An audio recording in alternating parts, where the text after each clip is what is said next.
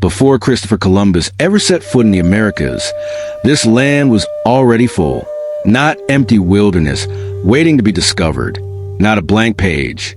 A living, breathing world of hundreds of distinct nations, languages, architectures, governments, and civilizations, some of them older than Rome, some of them more sophisticated than anything Europe had seen at the time.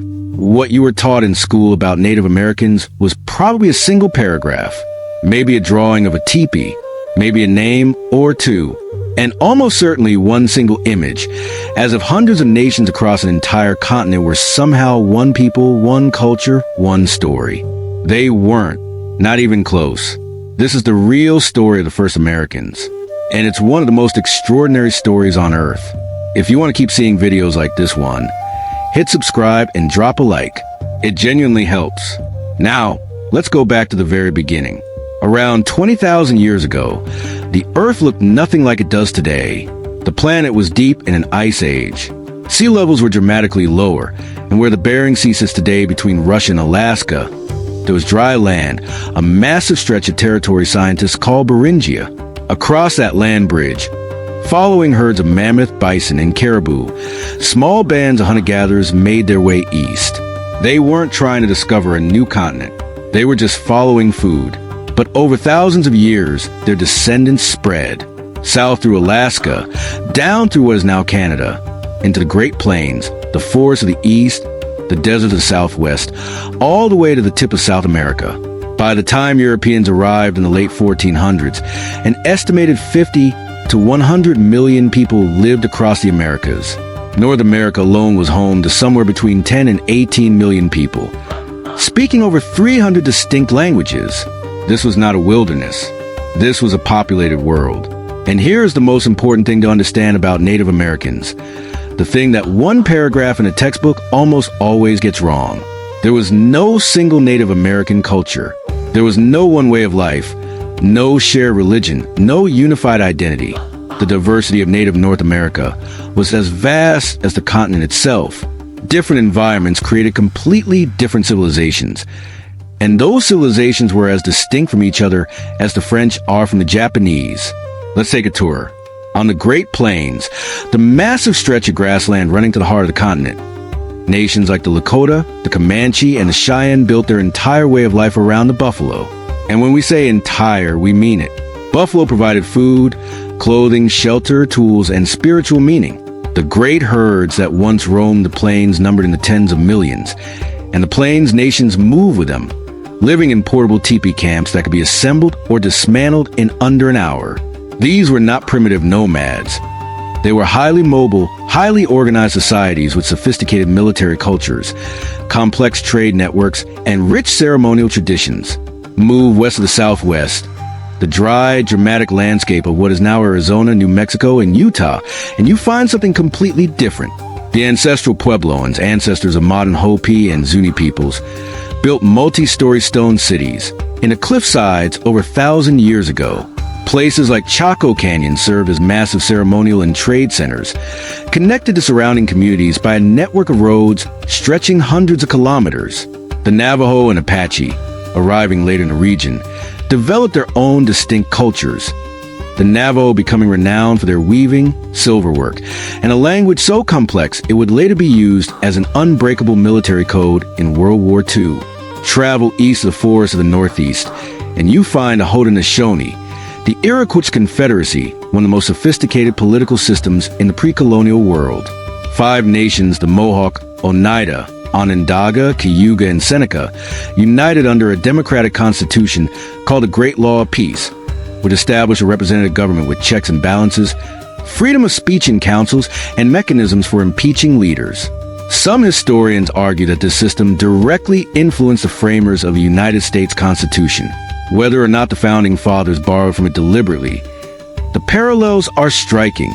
And in the far north, the Inuit and their relatives developed technologies for surviving in one of the most hostile environments on the planet, building insulated shelters from snow and ice, designing kayaks so hydrodynamically efficient that modern engineers still study them, hunting marine mammals in conditions that would kill an unprepared person in minutes.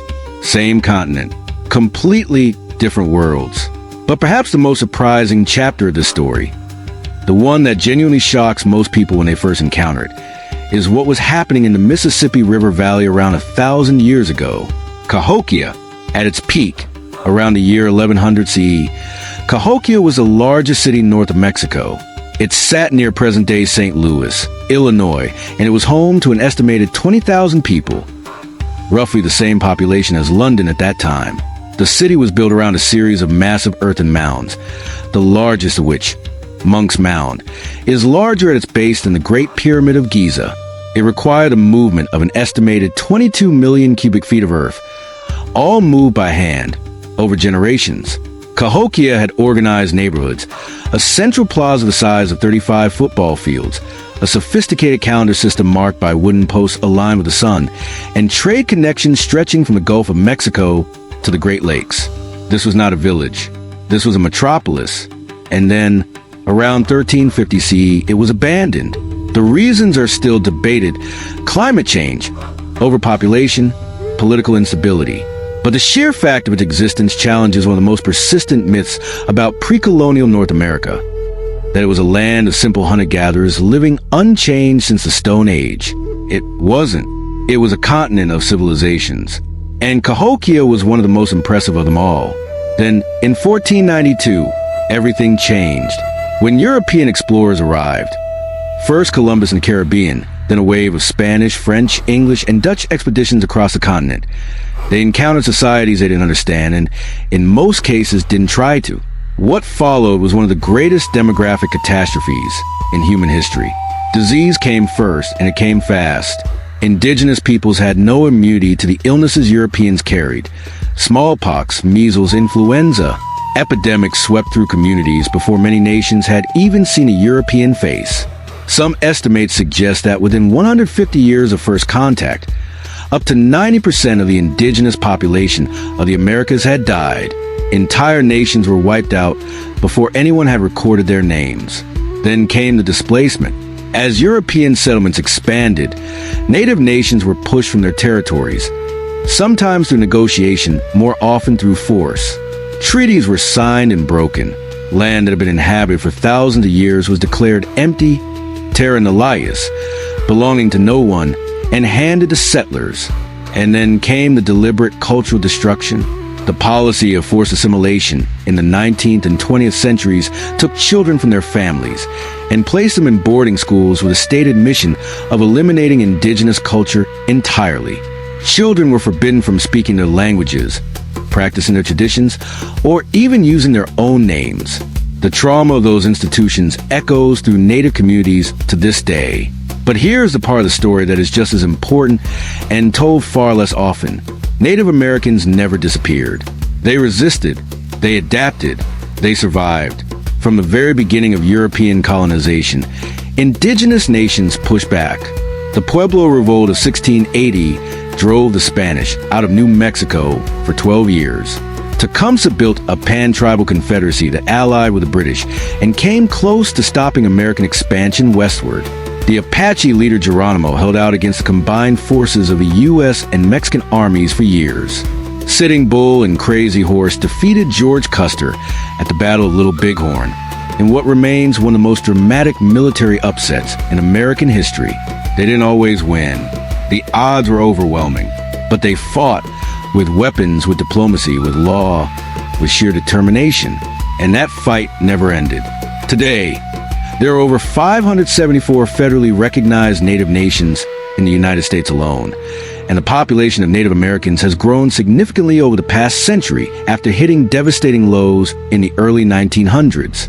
Indigenous peoples are lawyers, scientists, artists, politicians, and activists. There are Native-owned businesses, Native-run schools, Native media organizations. The Standing Rock protests of 2016 brought Native-led environmental activism to global attention. Indigenous writers and filmmakers are telling their own stories on their own terms for the first time in mainstream platforms. Languages that were nearly destroyed by boarding schools are being revived. Young people are learning words their grandparents were beaten for speaking. Ceremonies that were once illegal are being practiced openly. The knowledge encoded in those languages and traditions, detailed ecological understanding, medicinal knowledge, agricultural techniques developed over millennia, is being recognized by scientists as genuinely valuable to modern challenges. The story is not over. It has never been over. What happened to Native Americans is one of the most significant and painful chapters in human history.